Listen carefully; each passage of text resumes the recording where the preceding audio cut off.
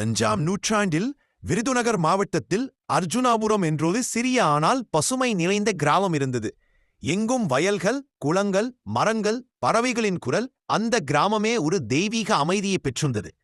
அந்த ஊரை ஆட்சி செய்து வந்தவர் ராமலிங்கம் அரசர். அவர் நீதியுள்ளவன், கருணையுள்ளவன். அவரது துணைவி இந்திராணி பொறுமையும் பக்தியும் நிறைந்த பெண். 2 பேருக்கும் நீண்ட நாள் குழந்தை இல்லாமல் குழந்தை பிறந்தது. குழந்தைகளின் பெயர் நல்ல தங்கை, நல்ல தம்பி. இருவரும் தங்கள் அப்பா ராமலிங்கம் அரசர் மற்றும் அம்மா இந்திராணி அம்மையார் இவர்களுடன் மிகுந்த அன்பும் மகிழ்ச்சியுடன் வாழ்ந்து வந்தார்கள். காலை பொழுதுகளில் அப்பா அரசவைக்கு செல்லும்போது நல்ல தங்கை வீட்டு வேலைகளும் பூஜைகளும் செய்து ஏழை மக்களுக்கு அன்னதானம் வழங்கினாள். அந்த குடும்பம் பார்த்தாலே இது ஒரு தெய்வீக குடும்பம் என்று ஊர்மப்பெற் சொல்வார்கள். காலம் நகர்ந்தது. நல்ல தம்பி வளர்ந்து உயர்ந்த குணமும் அழகும் கொண்ட இளைஞனானார். ஒரு நாள் ராமலிங்கம் அரசர் சொன்னார், மகனே, குடும்பம் வளர வேண்டிய நேரம் இது. உனக்கு திருமணம் செய்ய வேண்டும். குந்தல தேசத்தின் இளவரசி. அந்த காலத்தில் குந்தல தேசம் என்றொரு வளமான நாடு இருந்தது. அதை ஆட்சி செய்த அரசருக்கு ஒரே மகள் மூலி அலங்காரி. அவள் நல்ல தம்பியுடன் திருமணம் முடிந்தது. அதன் பிறகு நல்ல தம்பியின் அம்மாவின் உடல் சரியில்லாமல் இறந்துவிட்டார். பிறகு அப்பாவும் இறந்துவிட்டார். அரசரும் ராணியும் இறந்த பின் அர்ஜுனாபுரம் அரண்மனை முழுவதும் அமைதியும் சோகமும் சூழ்ந்தது. மணியோசையும் சிரிப்பும் அந்த மாளிகையில் காணாமல் போனது. அந்த ஒரு மாலையில் நல்ல தம்பி தன் தங்கை கையை பிடித்துக்கொண்டு கண்ணீர் நிறைந்த கண்களுடன் சொன்னான், தங்கையே, அப்பா அம்மா இல்ல, ஆனால் நான் உனக்கு இருக்கிறேன். நீ ஒருபோதும் கவலைப்பட வேண்டா. அந்த வார்த்தைகள் நல்ல தங்கையின் மனத்தில் ஒரு பெரிய தைரியமாக விழுந்தது. காலம் கடந்தது. நல்ல தங்கையின் எதிர்காலம் பாதுகாப்பாக இருக்க வேண்டும் என்று நல்ல தம்பி மனதில் தீர்மானித்தான். பல நாடுகளுக்கும் பல சிற்றரசர்களுக்கும் தூதர்களை அனுப்பினான். அப்போது மானாமதுரை என்ற இடத்தை ஆட்சி செய்த காசிராஜன் என்ற சிற்றரசர் நல்ல தங்கையின் பண்பும் புகழும் கேட்டு மிகவும் வியந்தார்.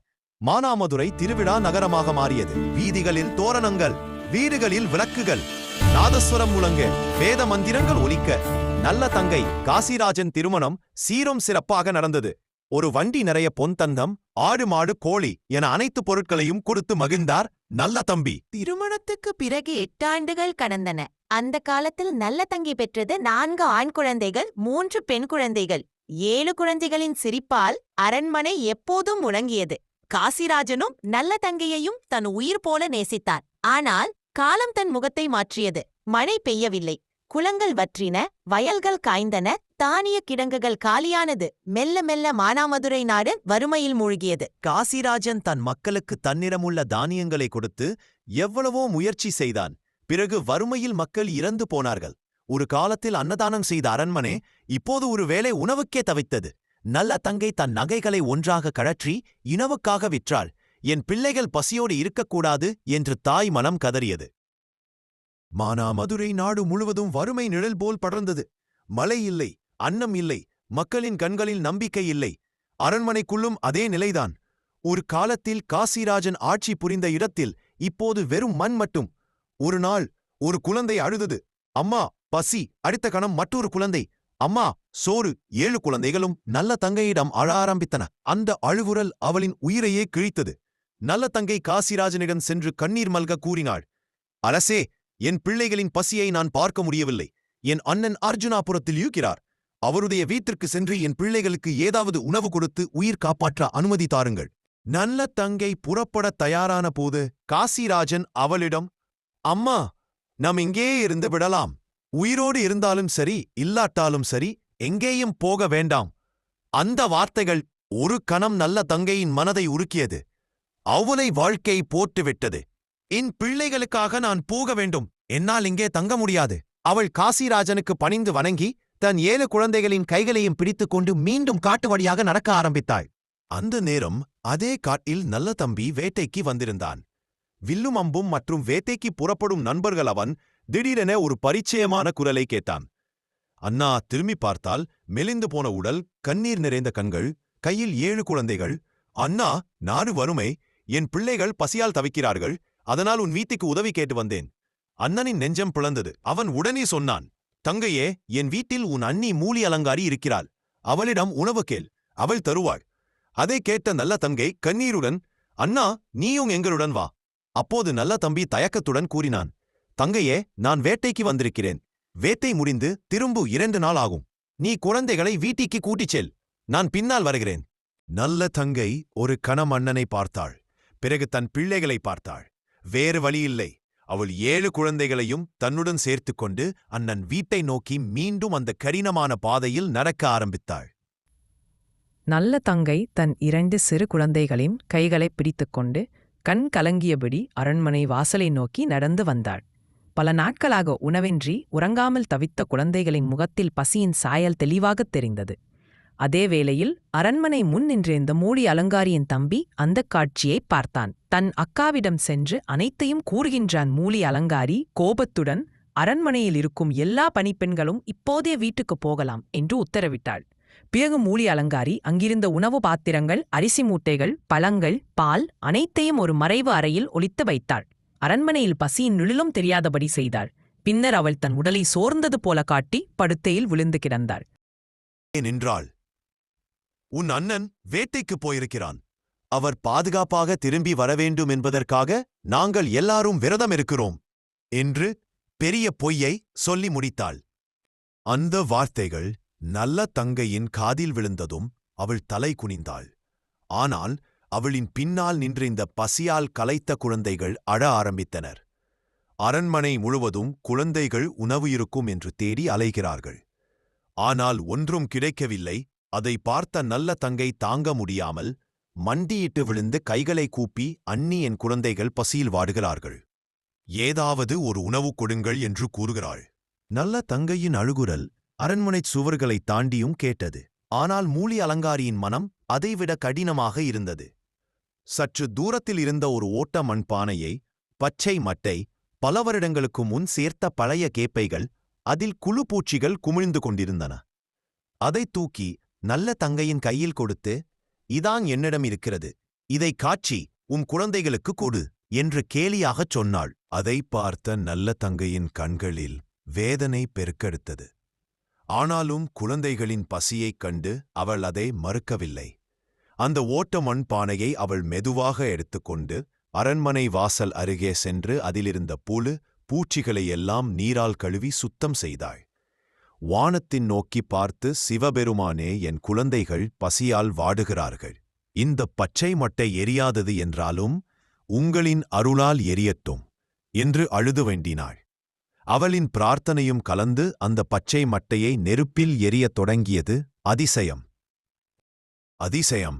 எரியாத பச்சை மட்டை மெதுவாக நெருப்பெடுத்தது. அந்த பழைய கேப்பைகள் கூழாக மாறின. வாசனை கூட சுவையாக பரவியது. குழந்தைகள் அதை பார்த்து மகிழ்ச்சியில் குதித்தனர்.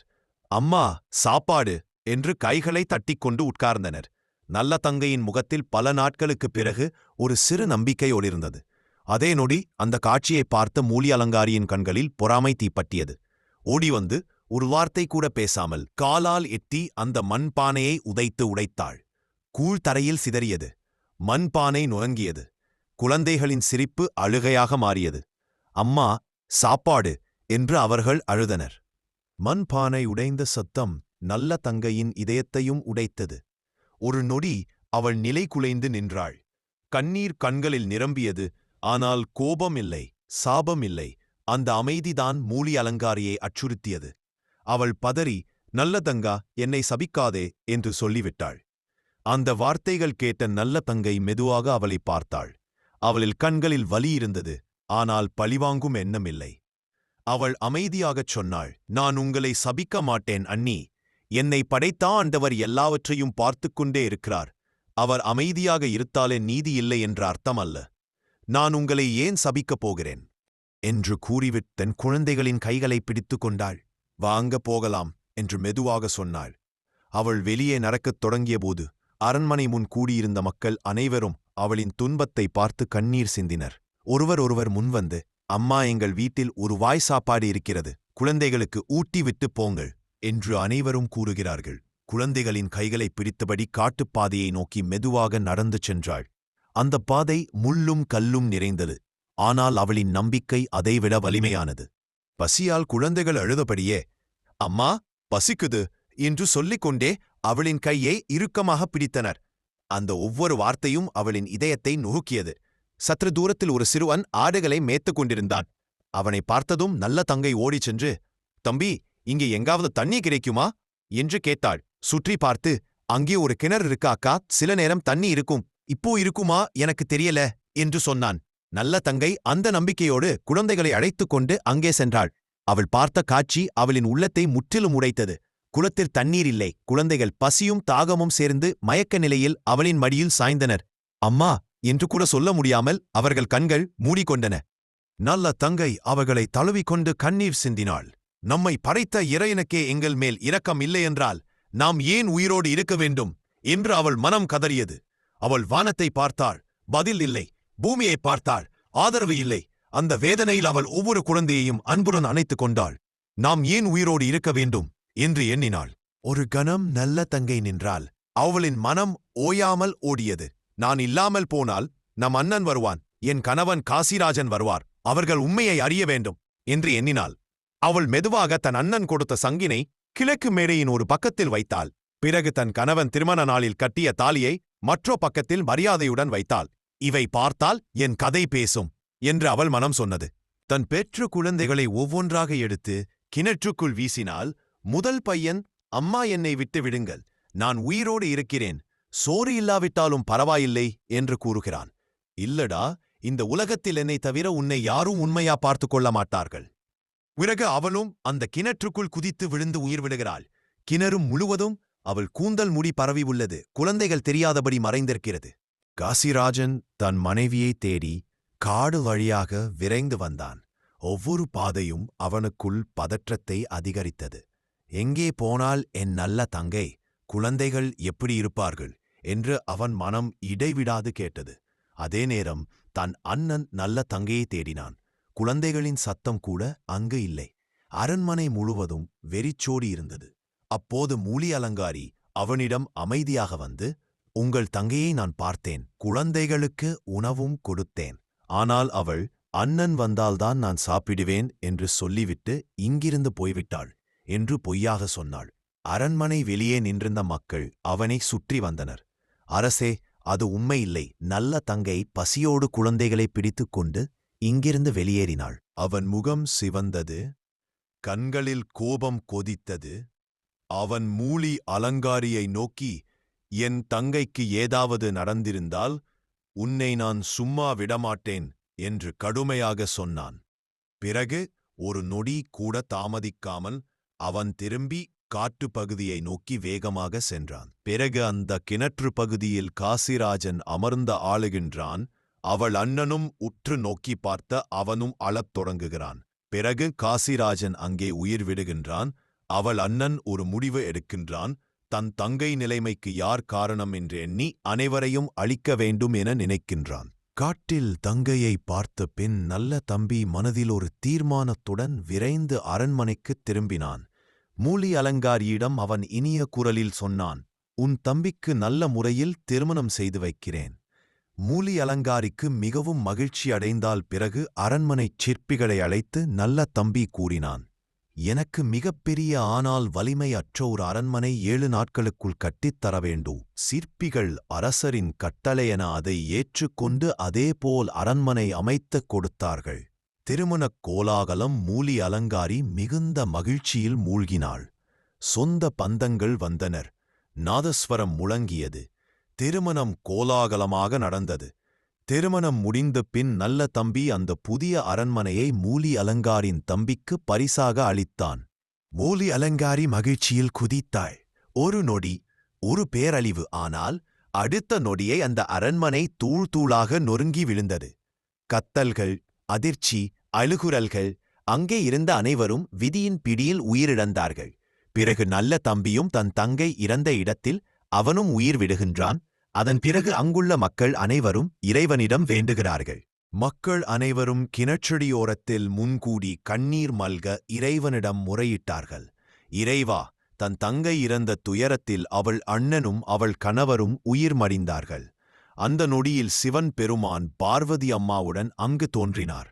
சிவன் பெருமான் கருணை நிறைந்த குரலில் நல்ல தங்கை நோக்கி அழைத்தார். உன் தியாகமும் உன் தூய மனமும் எங்களுக்கு தெரியும். உனக்கு ஒரு வரம்.